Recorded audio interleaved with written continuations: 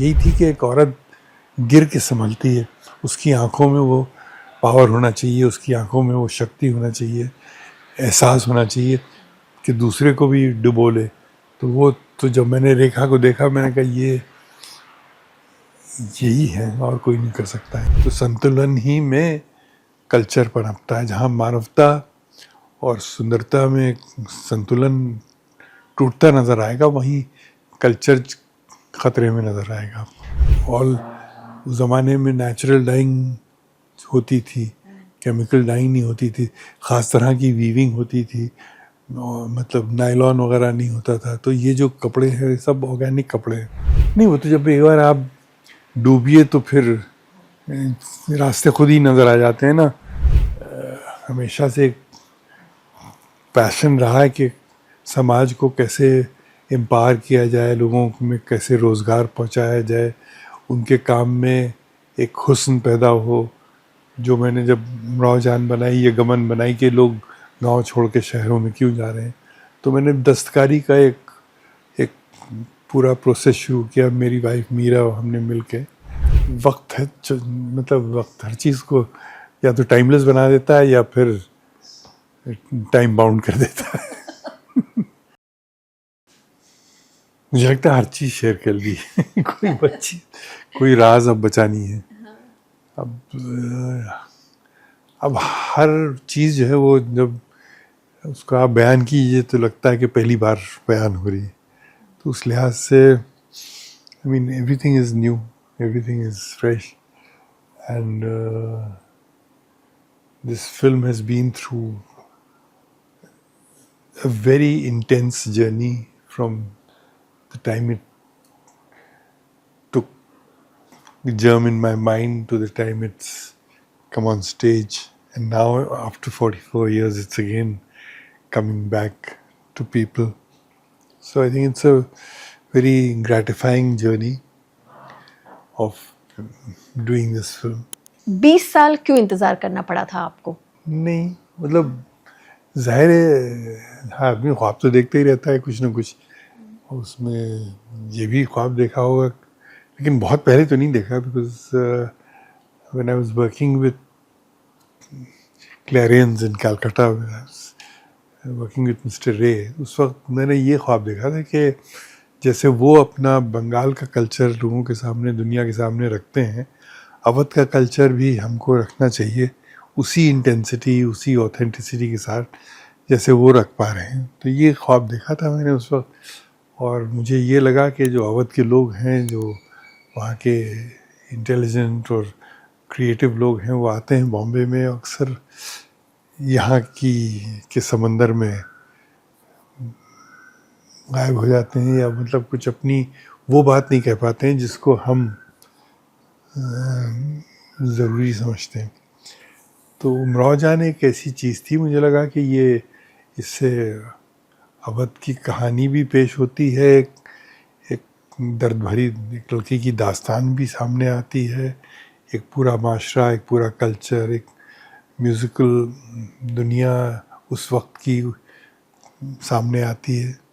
तो it was a subject which somehow from the moment I heard the story, it began to open new shades of life, new ways of looking at life, new ways of telling a story, you know what I mean? It's the pain of our culture जो है वो कोई उसकी कोई शक्ल नहीं होती, कोई सूरत नहीं होती, वो तो एक अंदर एक एहसास होता है आपके अंदर। बाज़ वक्त ये एहसास होता है कि हर चीज़ ठीक है, संपन्न है मामला, एकदम एवरीथिंग इज़ मूविंग वेल। जब वो टूटता है तब आपको पता चलता है कि कल्चर है क्या।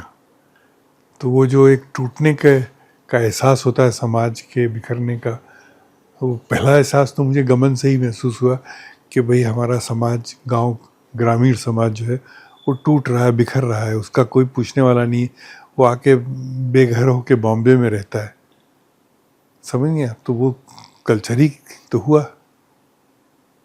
कल्चर कोई ऐसी कोई म्यूज़ियम की चीज़ तो है नहीं, तो एक ज़िंदगी है, एक ज़िंदगी का हिस्सा है जो आप अपने अंदर समो के रखते हैं।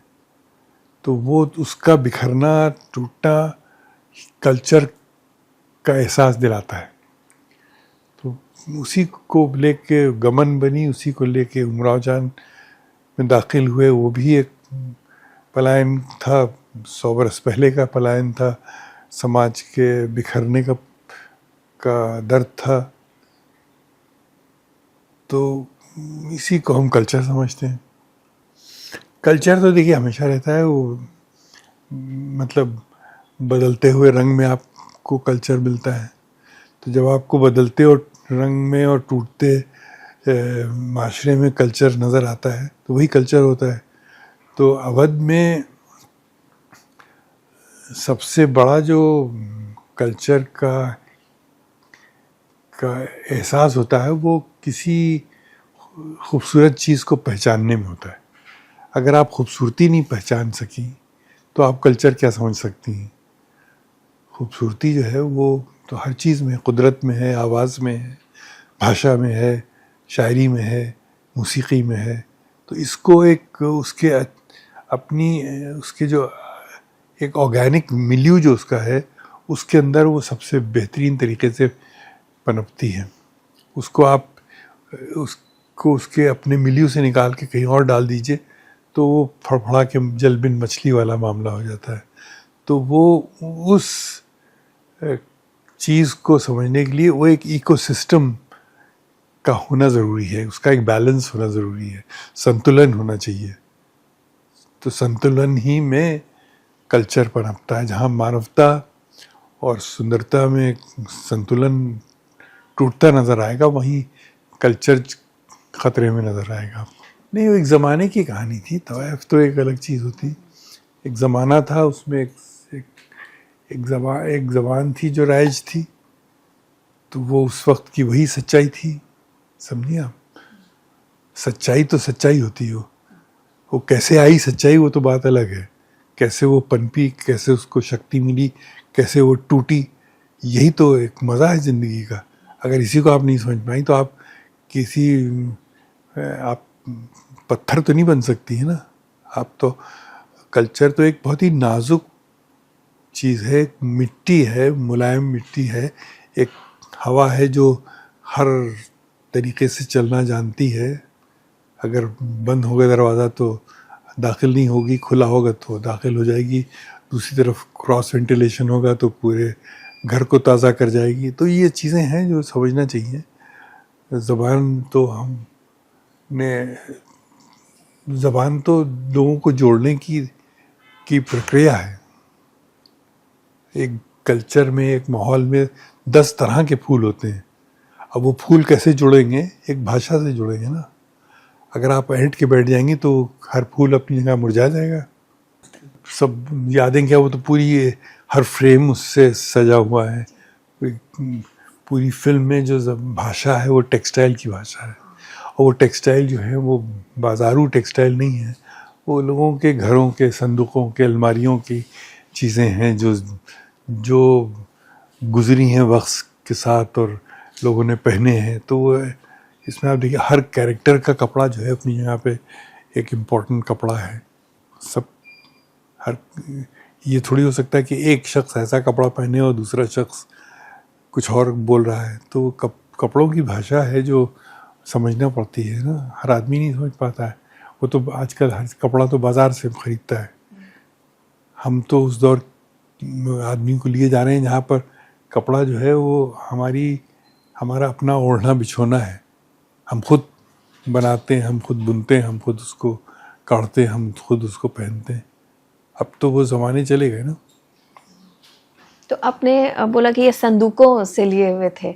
हाँ, मतलब ये मुहावरा है, लेकिन they all archival clothes, all worn clothes, all created clothes, you know.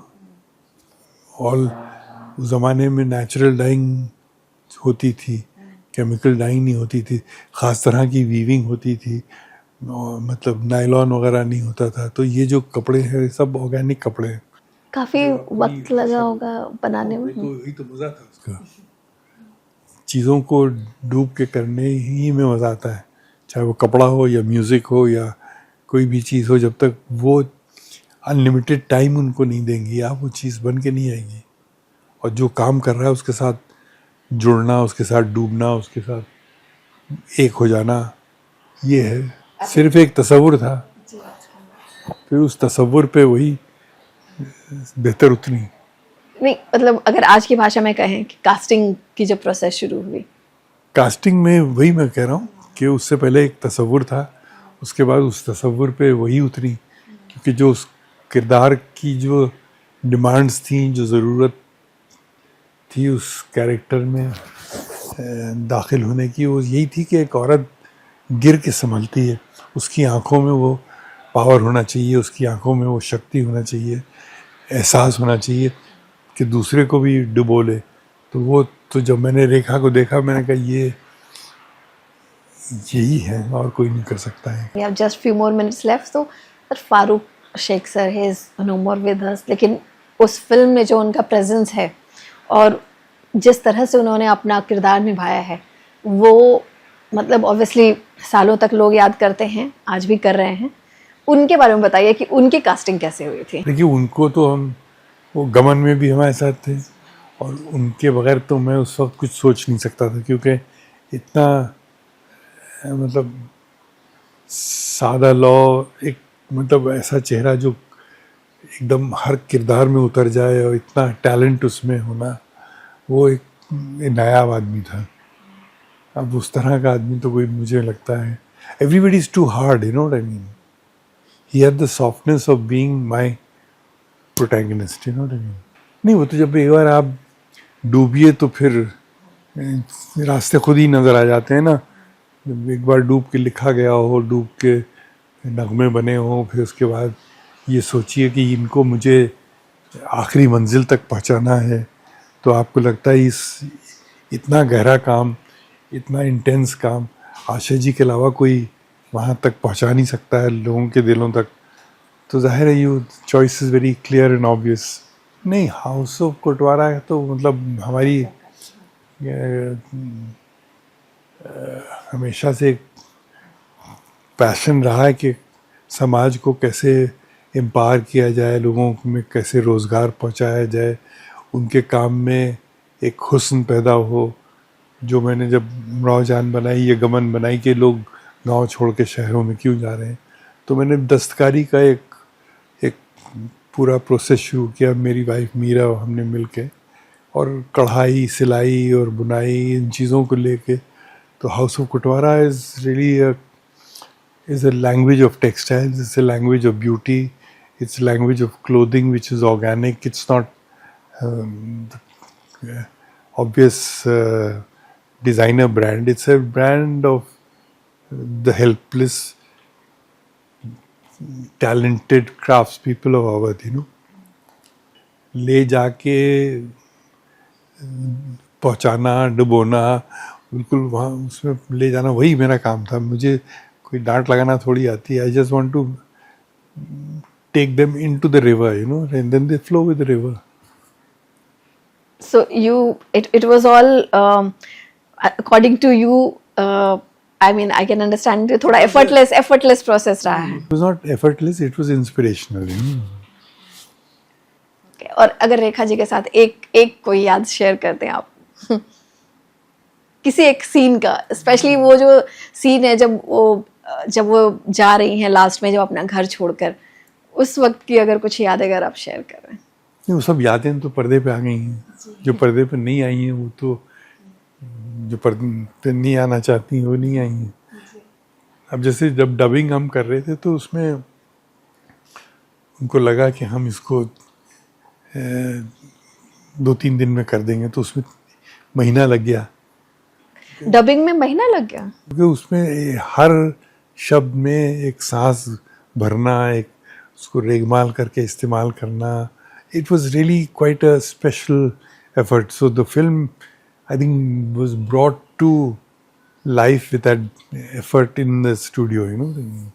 वो बड़ा मजे का काम था। While you were making the film, did you ever imagine that this film will become a masterpiece, a cult piece? देखिए, सवाल से सवाल निकल रहा है ना। वक्त है, मतलब वक्त हर चीज़ को या तो टाइमलेस बना देता है या फिर टाइम बाउंड कर देता है। This is lucky, you know. Actually अब तो लोगों के दिलों से ये खैर रीना मेरे कहने मैंने तो जो कहना था करना था कर दिया।